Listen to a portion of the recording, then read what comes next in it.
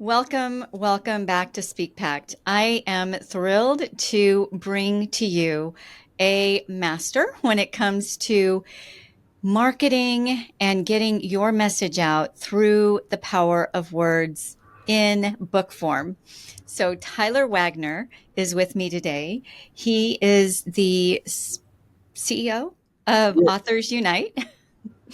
And we're going to talk all about books, why that's relevant to speakers, and why speaking is relevant to authors.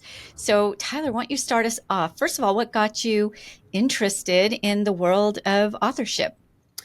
I love telling that story. And I could take up the whole time on that because it's a good one, but I'll keep it shorter.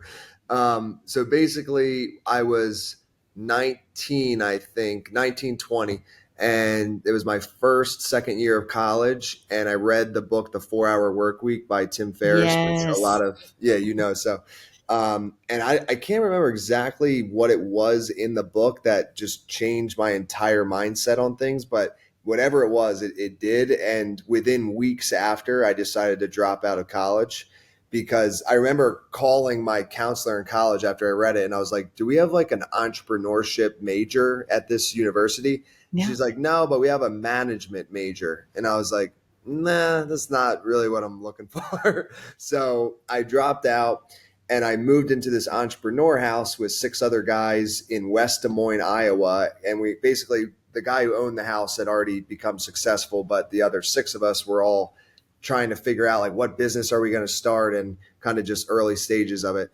And I decided I wanted to be a public speaker. And then I realized from going on to all these conferences, very fitting for this actually, this story, I just realized that, is that most, if not, I shouldn't say all, so we'll stick with most of the speakers at these conferences I was going to, and I had been to like hundreds of them when I dropped out of college. That was like my number one way of learning, just reading books and going to conferences. Yeah. They were either authors or best-selling authors. Like everybody almost on the stage was an author or best-selling author. And then it hit me and I was like, well, I'm 19, 20. I'm like 80 grand in college debt.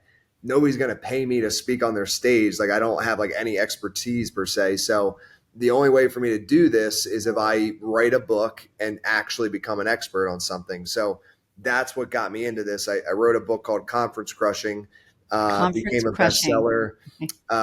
Conference. It's like how to network at conferences, and it has like 17 different steps in it. And did pretty well. Became a bestseller on Amazon, and then it actually did work. I started to get hired. I got paid anywhere from like 1 to 3 grand, I think it was, per keynote, and probably did about 10 or so. And then what I realized for me is that I was getting like more people every time I would do it were interested in helping them with their book. And I was like, oh, okay, this is like for me, I was like, this is another business. So then I just went completely down that path. So I still do public speaking here and there, but for me, it just clicked that a lot of people want to write books, and I kind of figured out the formula, and that's how Authors Unite was born, and like how I got into the industry. So it sounds like you're pretty young. Like, what year did you start the company? Year. So I think I've been running it 12 to 13 years. I'm 32. Yeah, because 1920. So what would that have been? 2012 or 2011? Yeah, Yes. 2011, 2012. I think that's the year. And you have an impressive list of authors. It's really fun to read, and you just can go to authorsunite.com and see that. But what do you think? Why do you think speaking and authorship kind of go hand in hand? Well, I think first thing that comes to mind is I think both of them are like an authority position. And actually, the root word, you may have heard this before, but I like saying it. The root word of authority is author. So when I first heard that, I was like, oh, that's kind of cool. It makes complete sense. But yeah, both of them are like authority leadership positions. And I think when an event, well, two perspectives to think about here. When an event is considering hiring or engaging people to come speak at their event, if you are a best-selling author on a specific topic, I just think that easily puts you in the front of the line. Like it's just so much easier to vet that person rather than somebody that doesn't have a book on a topic. You know, if you're a bestseller on a topic, you can pretty much, it's almost like guaranteed. Like you at least are, you know, intermediate at it, you know, like ideally expert, but I'm just saying like, so that it just puts you at the front of the line. And then for the audience members, if they know, you know, when you're announced or introduced that you're a best-selling author or like New York Times, Wall Street, whichever one it is, the trust I think is just built like right away. So I think that that's kind of the how they are connected. Like they both kind of do the same thing for you as a brand, and what that is, in my opinion, is just like immediate trust. It's like being a Yes. doctor almost. Like the trust is just there by the name. Yes. Even Anthony Robbins, if you'll notice when he is on a talk show, or they don't say Anthony Robbins, world influencer, right? They say author Anthony Mm-hmm. Robbins. Um, and I find that really interesting. I also love a few things that you said I'd like to touch on. First and foremost, it is an amazing door opener. Having a book is an incredible door opener. I think that a lot of people need that mind shift because they think they're going to write a book and they're going to become rich off of the book. Maybe, but not from the sales of the book typically, not Correct. typically No, of the you're right. sales of the book. Yeah. It's Yeah. more about the opportunities that it opens up to you. And if I have, let's say, three speakers that are a good fit for a particular engagement, and I pitch all three, a lot of times these engagements will take multiple speakers at a time. It really does make a difference if one is a best-selling author. I don't know what it is. I'm Definitely. feeling like maybe I need to write my own book. I've played around with it at times, but it can feel pretty daunting. Like it can feel like a very large commitment to embark on No, putting together a definitely. full book. Well, I think, well, I can just tell you from my experience, because again, I was 19, 20, and I almost felt like a fake, if I'm being completely honest on this. Like, not now, obviously, because like Yeah. I've really done it now. But when I was 19, 20, and the book came out, I put a lot of time and effort, and it was on a topic that I had experience in. But the reality was, I wasn't like successful, if you will, because I was like literally in debt and I was like 19, 20 years old. Sure. So like when I was getting paid to speak on the stages and like teach people things in the audience, and I would think to myself, like, everybody in this audience is like in a better financial position than me, but they're listening to what I have to say. Mm, Not that everything is about finances, right? I mean, it's not, but that is obviously a component to things.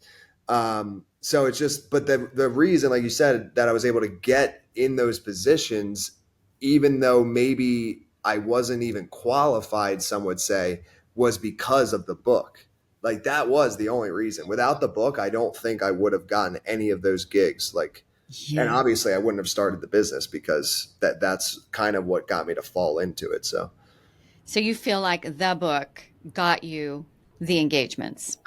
100%. I mean, obviously, I mean, I still had to do the reaching out and stuff to people because what I did, like after it became a bestseller, I knew my target was conferences, right? And my angle was this book is a good way to open up your event because it'll teach everybody in the audience how to maximize their time at your event.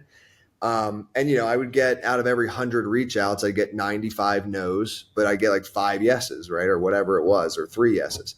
So, you know, it's sometimes just a numbers game, but I think, you know, if I didn't have the book, I really wouldn't have had any angle, right? I would have just been like, hey, I'm 19, 20 in debt and I'm an aspiring entrepreneur and I'd love to tell your members about that, you know, or something. They'd be like, you know, like, okay, why don't you just buy a ticket?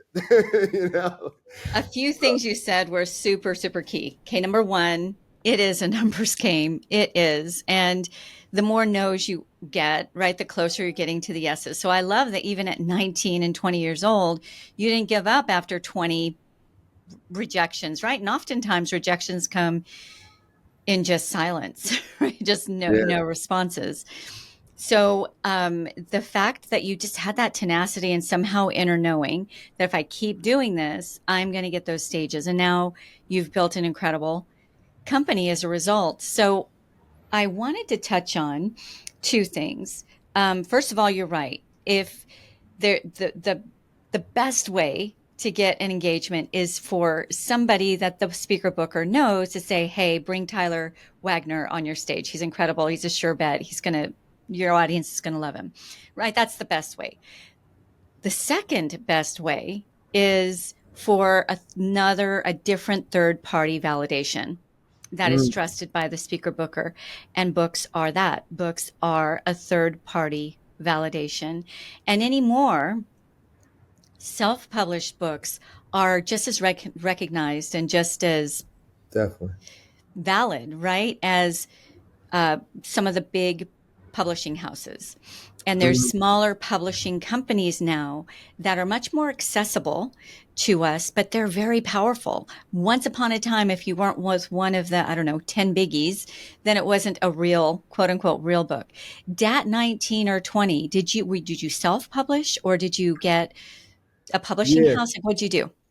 No, I actually self-published but I did it like, how do I word this? I think I did it kind of I did it the right way, if that makes sense. Like I really did put in the money that I didn't have, the money that I loaned from my parents. And I like, I paid $500 for my book cover designer, like I really just found the top talent, and some of them, if not all of them, came from referrals of other people I knew that were authors. So, and I think a lot of times what people will do is they'll spend months or a year writing a whole book, and then they're on a budget, and they'll spend like $5 on a cover. And to me, it's like I understand if you're on a budget, so I can appreciate that, but I also just think you got to also think about the time that you put into this, and packaging unfortunately is very important, right? Yes. So I was willing, and luckily, I've just awesome parents, and I was able to pay them back eventually. But they loaned me a few grand, and I was able to, just hire great designers, formatters, and so it worked out. I would say it looked just like a super quality book, even though it was self-published. You are so right. So I started off my career right out of college in publishing, and I quickly rose to a position of leadership, which was pretty amazing. Talk about college after college, like that was my true college. Yeah. And there was one author that came through, and his book was on the subject of death. So he wanted to use black, just a black cover, and we were. The team of us were just like, it's just not going to do it. It's already a heavy subject. And then you put a heavy color on top of it. He insisted we did it. It went nowhere. We changed the cover and it did become a bestseller. And it's the same words inside, same author. And he was a dynamic human being, an incredible message within the book. But they go for the feels, right? And however that cover makes them feel, really determines whether they pick that book or the book next to it. No, absolutely. And actually, Seth Godin, if you're familiar with him, like Yes, I love Seth. I can't remember how he says it, but I just remember hearing something from him along the lines of like packaging is just as important, if not more important, than the actual product that you're like packaging. Yeah. And when you think about it like that, you'll take your book cover a lot more seriously. So.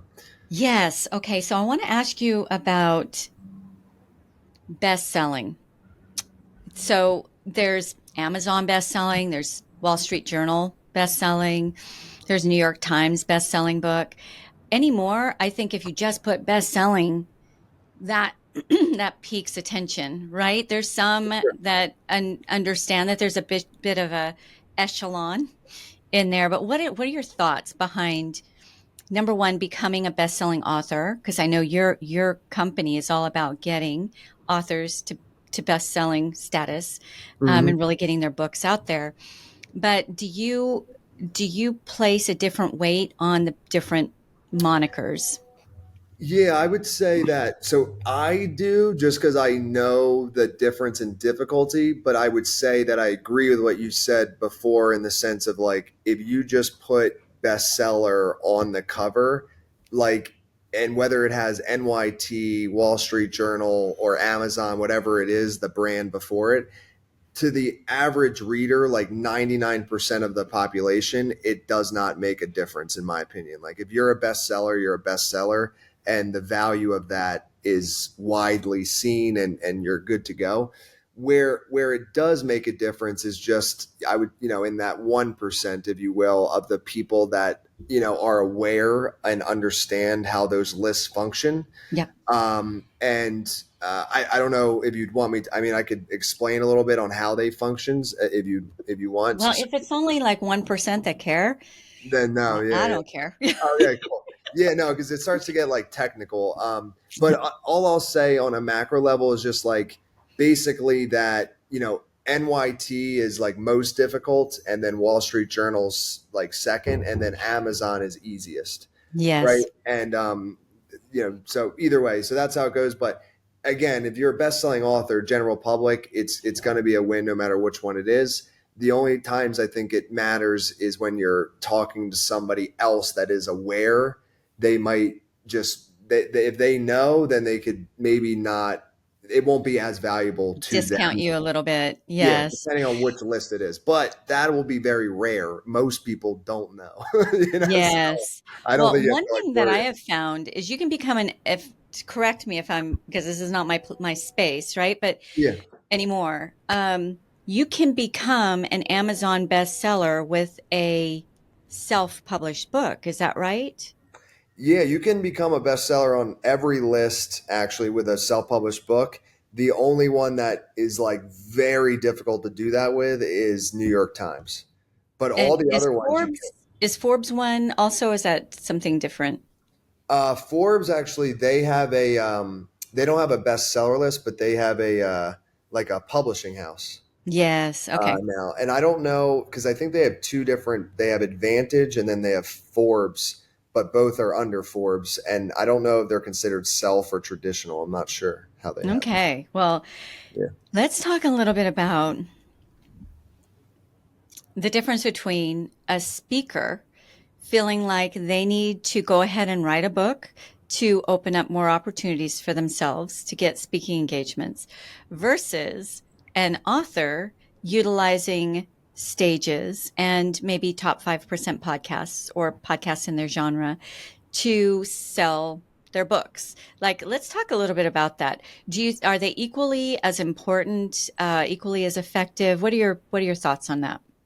Can you say the first one more time? I just want to make sure I There's fully. speakers who feel like, oh, well, if I'm going to be a speaker, I want to get on more stages, I should go ahead and write a book. Okay, gotcha. Yeah, I do think they go hand in hand, and they're pretty equal in importance. Here, I'll start from my end first, like, so being an author first, and Yeah. then, wanting to sell your books, and, maybe you have a business on the back end in public speaking, and things of that nature. Like, the beautiful thing of the book as well is that it's the front end or the foundation of your entire business and operation. Like, that's how I really view it. Hmm. Um, if that's what you're trying to do for it, right? Everybody has different goals, so maybe you want to write a memoir, and that would be different. But in this scenario, if you have a business, say you have a course, consulting, public speaking, you have all these things, well, the perfect thing to have then is a book that costs anywhere from, $1 to $20, and have it be super, super valuable. And then, go on podcasts, get featured in media, go on stages, and just have the book be the core thing that you're selling. And then kind of the other things all take care of themselves, as long as that book gets in enough hands and people enjoy it, right? And so it simplifies the process, because without the book, then you're kind of selling like different things or trying to do different things. With the book, everything can funnel through it, so you only need to focus on one thing. So, Yes. Okay. I love that you said that. I think that people get afraid, well, I'm going to give all my secrets away. So why would anybody hire me for their stage, or why would anybody buy my program or bring me in for a conference? And I feel like that's really a scarcity mentality. It's not a good way to think. Are you familiar? Do you happen to be familiar with Jeff Walker? Oh yeah, of PLF. course. Yeah. Yeah, like product launch formula, I think. Yes. So what's interesting about him is he has a book. It lines everything out that people pay $10,000 for. I don't know, it might be more now, to get his program. Well, it's in a $20 book. Why would somebody buy the $20 book and then go buy his $10,000 program? What's interesting to me is not only is it in the book, but then once or twice a year, he actually lays out his entire program in like a 3 day free workshop online. You don't have to, you don't I even have didn't to buy the know. book. I didn't know it was that. I didn't know it was like that. That's funny. Yes, everything. I've bought Yeah, all of his, I was in his top programs for it earlier in my yeah. career. And what was really interesting is the book to me establishes your authority. I'd never heard of that actually, Tyler. I'd never heard of Oh, nice. Yeah. author in authority.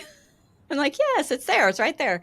So it establishes your authority, which to me whets the appetite because we can only get so far with just reading the material. It's more about the heart behind it. And so then we go seek you out and get all your free, any other kind of free content that you might have online or different places. But Mhm. then that's still not enough. I want you to link arms with me and take me to those next levels. So that can be going and seeing you live on a stage or joining your program or buying your service. So I do believe it's synchron. It's like a key part of the whole synergistic packaging of what Definitely. you need to do to build your brand and your brand And awareness, right? the example you gave there is perfect because, and this is actually Gary V, Gary Vaynerchuk. Yeah. One of the things he says, he's like, the reason I give all of my value away for free is because I know that 99% of people won't do anything with it, and like, so I think if you put together a 200, just say on average, 200-page awesome book, like give away all your secrets, most people, even if they read it, aren't going to act on it, right? Because like, Yeah. what they have a job, they have a family, like so then the next step is they're like, all right, I'm going to invest in this course, and they're more audio or visual learners, so this will be easier for me than the book. So that's like $500 there on the course, and then they get through, and then again, life gets in the way, and then they finally do it though once I think they invest the high ticket space. What I love about it, and that's kind of what Authors Unite more is that I do feel when you invest that amount of money that it just that alone holds a lot of people accountable, Yes. right? And that's where action happens, and you actually start to see some results. And yeah, either way, you're held accountable in different ways in that format, but money is one of them, and I think it's just good. But it is interesting, like you're saying though, that literally the exact same thing is in the book that's in the $10,000, but it takes the person here to actually get it done. Just Yes. humans But are the book's interesting. that first step. It really opens up the Yeah. mind to a person. I remember years ago, I just read a book on decluttering and I literally hunted down that author. I didn't know if he was doing any consulting or not, but I had had a bed and breakfast and it was just so hard to get rid of all the things, right? And I just wanted to get rid of all the things. And I hunted him down just because his book resonated with me. And thankfully, he actually did have a consulting business, and I was able to do some consulting with him. But had it Right. not been for his book, I probably would have never really discovered him. So Mhm. when you give away your quote unquote secrets, I believe if you have that abundance mentality and you give it, you can't outgive. And you hit the nail on the head, Tyler, when you said, I mean, basically, you said it in your words. My words is people need people. We're just wired to want to link arms and get that inertia, right? Get that kind of forward movement with other like minded people. Why are there book clubs? Like, I could read the book on my own. Why do I need a book club for that? Right? That's true. Why are there workbooks that go with the book so that you can join some club that you're going to go through it together? It's just a whole part of the process. So tell me a little bit about Authors Unite. If I were to want to write a book, what kind of commitment would you w- w- tell me a little bit about the commitment that it would really mean for me. Where do I need to do it on my own, and then where do you come in and take me the rest of the way? Yeah, so I guess you call it the evolution of Authors Unite was it started out as a coaching business, and then I realized, at least for me, very quickly I was hitting a ceiling and I couldn't scale. Probably because I was just doing like hundreds of one-on-one coaching, and that's very difficult to scale. Yes. So after a burnout occurred, basically, then I was like, okay, no more coaching. I actually still do coaching, but basically it's just for free, for fun on the side, like just when people need help. But the business, it's high ticket done for you. And then we have courses that are like low ticket. So there's really no like middle, I guess you could say. So one of two ways to answer your question would be, one way is you could take our course or courses, depending on the genre of book that you're writing. And then, if you follow the course, then at the end you could have a book written. Or we do ghostwriting. And for that, it's a way bigger, financial commitment. But Sure. as far as time goes, it's very little. Like it could be 10 hours total of time, like 1 hour a week over 10, 15 weeks of like, and the way it works is one of our writers would interview you over Zoom, once a week for an hour, and then they extract from the interview and then write your whole book for Wow. you. Nice. So yeah, those would be the two options on that front. So okay, so we do that, whether I do it with your DIY package or I have you guys do it for me. I get my beautiful book. I've got my beautiful book in my hand. Now what? So next would be, well, so the ghostwriting includes editing. So editing would be next step, but then publishing would be the next. And that would be same scenario with our courses. You could do it yourself, or you can be published like under Authors Unite Publishing. And that's where, we use our designers that most of them I've been working with for like at least 5 years, some of them a decade. And formatters. So we do the whole thing for you, publishing. And then the next step after that is, depending on what bestseller list you want to hit, like we can basically guarantee all of them except NYT can't be guaranteed for various reasons. But if you wanted to do it, we could potentially, depending on your situation, help you get there. So you pick one of those, and then we do a bestseller campaign, get you bestseller. And then after that, it's really up to the client. And depending on their goals, we have other services for like more long-term marketing. So that would be like, getting them on podcasts, helping their book get like thousands of reviews on Amazon. So yeah, and then TEDx talks, like a lot of different things to just kind of keep the momentum going for the author. So let's talk a little bit about that. So it's not something I could just hire you and you're going to go out and promote my book. From my point of view, the author needs to be pretty involved in the marketing of their own book. Are we on the same page with that or? I would say after the bestseller, yes. For the bestseller, though, they actually don't have to do anything. Like how we do it is, because some people listening might be curious on it. It's typical. Is like how could you guarantee sales and all that, right? It's a logical question. Sure. And basically what we do is, and this is me giving away the secret sauce, but I know that like it's so hard to do this that it would take a decade to do it. But basically